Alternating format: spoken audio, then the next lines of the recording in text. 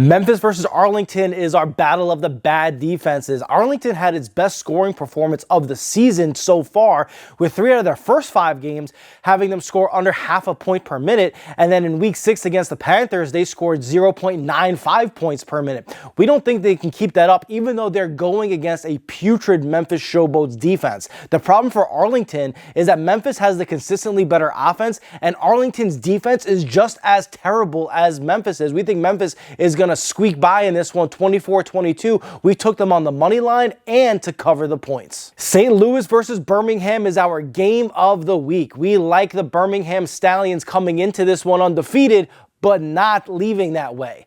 The problem for the Stallions is this: in 4 out of their 6 games, they have gone against the 3 worst defenses in the UFL. They've gone against Memphis twice, Arlington, and Houston. Against Michigan and DC, 2 halfway decent defenses, they struggled to get above half a point per minute. Problem for the Stallions is that the St. Louis offense is just as good as theirs, except they've done it against better defenses, making the Battlehawks more battle-tested. Combine that with the fact that they also have an elite defense, the best one that the Stallions are going to have seen so far this season, and we like the Battlehawks to come out ahead in this one 23-20. We're taking them on the money line and to cover the 3.5 points. Michigan versus DC is our battle of the mids, our battle of the meh.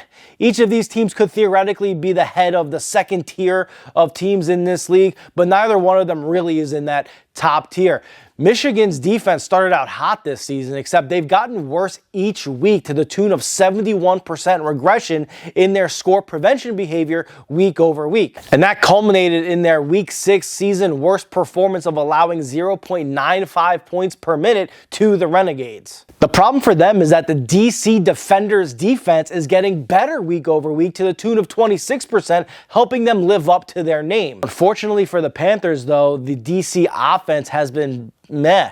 They're only averaging about 0.6 points per minute, and that's going to allow the Panthers to overcome in this one 24-20. We like them on the money line, plus covering the -1 point. San Antonio versus Houston is our redemption game of the week, because as much as San Antonio is on our shit list for forgetting where the end zone is in week 6, they get to play the Houston Roughnecks in week 7, where the word rough is doing a lot of work for how that offense is performing. The Roughnecks followed up a season worst scoring behavior performance of 0.3 points per minute in week 5 to go even further below that in week 6, and are regressing at a rate of 59% week to week in their offensive scoring behavior. Assuming the Brahmas recall the art of scoring touchdowns in week 7, they could go a long way to redeeming themselves and me by winning this one 23-14. We took them on the money line and to cover the 3 points. Make sure you sign up for DraftKings Sportsbooks, and you could even play our Road Dog Parlay this week, where we are taking all 4 road teams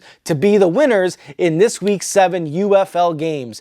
All of our bets can publicly be tracked at Pickett Sports, and make sure you sign up for a free account for the best bet tracking app on the market using code FBX.